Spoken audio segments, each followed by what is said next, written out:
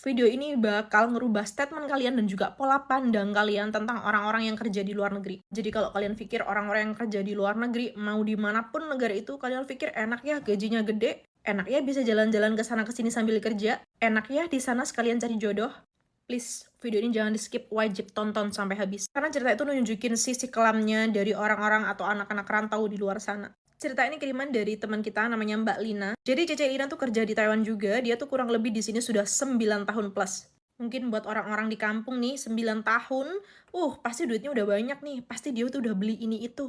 Tapi itu kan cuma pola pikir kalian, itu kan cuma pandangan kalian aja, karena ngelihat orang-orang yang di luar negeri itu dikit-dikit liburan, dikit-dikit ganti baju, dikit-dikit foto sana sini, seperti orang foya-foya aja. Mbak Lina tuh sekarang usianya bahkan sudah 33 tahun dan dia tuh belum nikah. Jadi Mbak Lina sendiri tuh bahkan sampai sekarang tuh statusnya masih single, masih perawan guys, belum pernah nikah, sampai usianya sudah 33 tahun. Dulu awalnya Mbak Lina kesini tuh karena keluarganya tuh kejerat hutang, hutangnya tuh banyak banget karena bapaknya tuh sakit. Dan karena itu Mbak Lina tuh ke luar negeri untuk melunasi semua hutang-hutang bank yang pernah dipinjam keluarganya. Dan dia juga punya 2 adik yang waktu itu masih kecil-kecil dan harus sekolah semua guys. Sedangkan bapak Mbak Lina itu baru aja sembuh dari sakitnya. Ya mau nggak mau sebagai anak pertama dia harus banting tulang dong untuk keluarga. Sampai katanya tuh dia tuh 6 tahun di Taiwan nggak pernah libur gengs. Jadi liburnya tuh cuman pas lebaran aja. Itu pun karena sholat id dan ketemu teman-teman lama dia. Ya dia punya pasangan dan pasangannya tuh waktu itu LDR di Indonesia. Tapi ternyata setelah hutang mereka tuh lunas, hutang keluarga itu lunas, tetap aja Mbak Lina tuh wajib banget untuk kirim setiap bulannya. Bahkan katanya untuk beli skincare dan keperluan lain itu harus bener-bener ngirit buat bisa beli itu semua. Jadi kayak keluarganya tuh nyedetain cuma uang aja. Meskipun hutangnya udah lunas, ya adiknya gimana dong sekolahnya? Belum beli sepeda motor, belum beli ini itu, cicilan ini, cicilan itu, kayak gitu-gitu. Mbak Lina mau nabung sendiri aja dimarahin guys. Katanya, ngapain kamu nabung-nabung? Kamu gak percaya sama keluarga? Kamu gak percaya sama ibu? Gitu. Dan misalkan nih, Mbak Lina pengen beli sesuatu, beli tas atau beli baju online, itu pun dimarahin, gengs. Ngapain sih kamu itu boros-boros di sana? Kamu tuh kerja di sana. Gak usah boros-boros, uangnya udah ditabung. Tapi ya gitu, tabungannya itu ditabungin ke keluarganya. Jadi kayak ibunya tuh mewajibkan gitu loh, Mbak Lina tuh harus kirim. Pokoknya uangnya berapa, gajinya berapa, ya harus dikirim. Bahkan kalau misalnya nih, dia tuh biasanya bisa kirim 8 juta, kok kirimnya kurang dari 8 juta itu akan diurus kemana uangnya. Dan di sini adiknya yang nomor 2 itu udah kuliah, gengs. Jadi Mbak Lina ini harus bener-bener biayain adiknya yang sedang kuliah. Sedangkan Mbak Lina sendiri sebenarnya nggak kuliah. Dan sebenarnya Mbak Lina nggak apa-apa kalau harus bantuin adiknya buat kuliah. Tapi kan balik lagi, Mbak Lina ini juga butuh tabungan untuk masa depan dia. Bahkan nih ya katanya, keluarganya tuh kalau telepon ya cuma nanyain kapan kirim, pas waktu hari gajian aja. Kadang-kadang kalau di lain hari diteleponin juga nggak pernah diangkat keluarganya tuh. Bahkan nih, kalau pas lebaran, dia tuh jarang banget ditelepon. Bahkan kalau Mbak Lina sendiri yang telepon ke rumah jarang banget diangkat. Jadi yang diteleponin tuh keluarganya, nanyain cuman uang-uang aja, kapan kirimnya, kebutuhan ini itu doang yang ditanyain. Bahkan kalau Mbak Lina cerita sesuatu, itu nggak pernah ditanggepin, gengs. Kayak, ya wes lah, ngono ae, aku lagi repot, gitu-gitu ibunya. Nah, tadi kan Mbak Lina punya pacar nih di Indonesia yang waktu itu LDR. Sebenarnya pacarnya ini tuh kerja di Malaysia, guys. Jadi selepas Mbak Lina itu beberapa tahun di Taiwan, si cowoknya tuh kerja di Malaysia. Nih, niat hati karena Mbak Lina juga di Taiwan, dia tuh cari kerja sambil nungguin Mbak Lina pulang dari Taiwan. Tapi ternyata sampai si cowoknya tuh pulang dari Malaysia, si Mbak Lina itu belum pulang-pulang dari Taiwan. Nah, sampai pada akhirnya si cowoknya tuh inisiatif mau ngelamar Mbak Lina. Pikirnya si cowoknya tuh mungkin kalau sudah dilamar, sudah ada ikatan, toh ini Mbak Lina juga udah umur ya, udah hampir 30 tahun waktu itu. Jadi ya lebih baik dilamar aja, mau dinikahin gitu. Dan Mbak Linanya bilang dong sama keluarganya.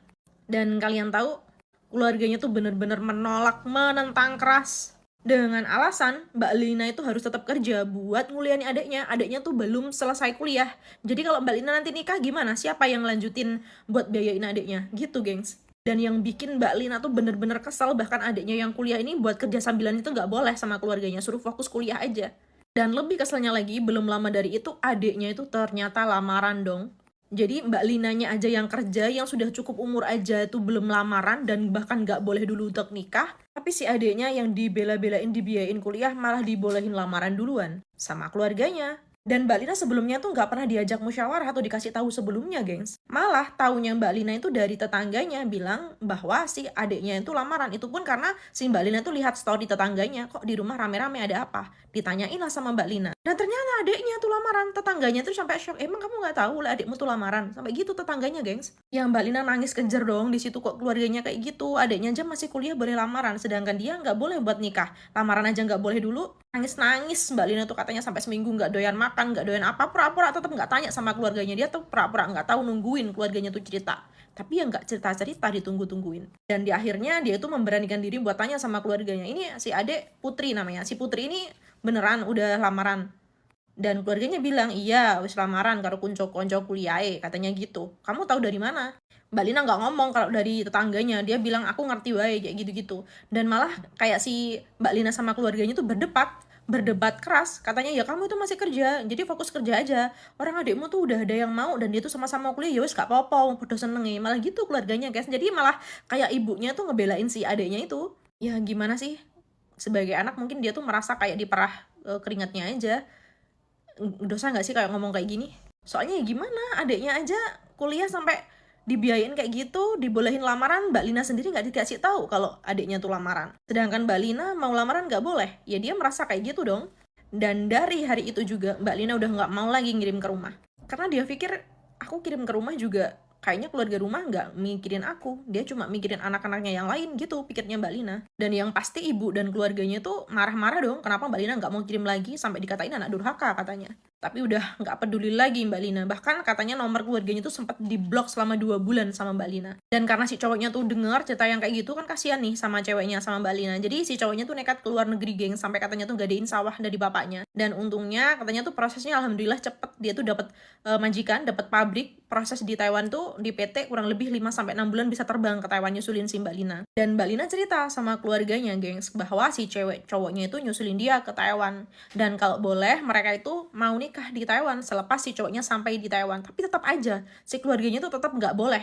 Katanya kalau kamu nekat, kalau kamu mau nikah sama cowok kamu, ya udah kamu nggak usah nganggap keluarga gitu katanya. Dan itu nggak ada alasan yang jelas kenapa si Mbak Lina tuh nggak boleh nikah sama pacarnya. Nggak ada alasan apapun, pokoknya nggak boleh aja. Dan karena Mbak Lina itu udah sakit hati, udah juga berusaha nyakinin keluarga karena pacarnya tuh udah bener-bener serius, tetap nggak dibolehin. Jadi ya udah, nomor keluarganya Mbak Lina tuh udah 1 tahun ini diblok sama Mbak Lina. Jadi dia tuh kayak ya udah deh, mending nggak usah hubungan sama keluarga, biar mereka itu sadar, biar mereka tuh tahu bahwa Mbak Lina itu nggak cuman cari uang doang. Jadi sampai sekarang nomor keluarganya tuh masih diblok geng. Sebenarnya Mbak Lina tuh katanya kangen banget sama ibunya, yo kangen sama bapaknya. Ini bukan soal gengsi ya mau telepon duluan, tapi kayak Mbak Lina tuh biar ada kangen gak sih keluarganya, ada mikirin dia gak sih, kayak di gitu loh. Ngerti kan maksud aku? Dan semoga video ini bisa lewat di orang-orang atau di keluarga-keluarga yang anaknya sedang merantau dimanapun itu.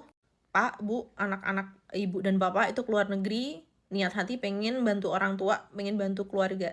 Tapi jangan berpikir bahwa kami di luar negeri itu juga tidak punya hak untuk memikirkan masa depan kami.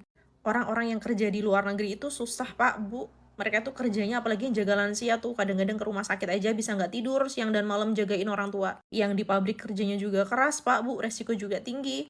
Anak-anak kalian itu juga butuh masa depan Bu, mereka tuh bukan ATM berjalan. Mereka tuh kerja keras juga pengen masa depan mereka tuh lebih baik. Kadang-kadang kalau anak itu sudah tidak mau menghubungi orang tua, itu bukan karena anak itu tidak kangen, bukan karena anak itu sudah tidak peduli dengan orang tua, tapi karena sebagai anak tuh udah nggak tahu lagi mau berbuat apa supaya orang tuanya tuh mengerti apa yang dia rasakan. Kadang-kadang anak itu memblokir nomor keluarga bukan karena mereka tuh udah nggak peduli, tapi daripada bertengkar terus, daripada berdebat terus, ada kata-kata yang menyakitkan kepada orang tua, lebih baik anak itu mengalah dan lebih baik nggak usah hubungan. Dan buat teman-teman yang di luar sana yang punya cerita yang serupa, semangat buat kalian. Jangan lupa tabung buat diri sendiri. Kalian juga punya masa depan, kalian juga butuh untuk masa depan kalian. Kalian juga punya hak atas apa yang kalian kerjain selama ini, atas apa yang kalian hasilkan selama ini. Yang penting, jangan sampai keluarga kita tuh kelaparan, sama jangan sampai keluarga kita kekurangan. Untuk yang lainnya wajib punya tabungan sendiri, wajib punya tabungan sendiri. Ingat, tidak semua orang apalagi keluarga bisa dipercaya dalam hal keuangan.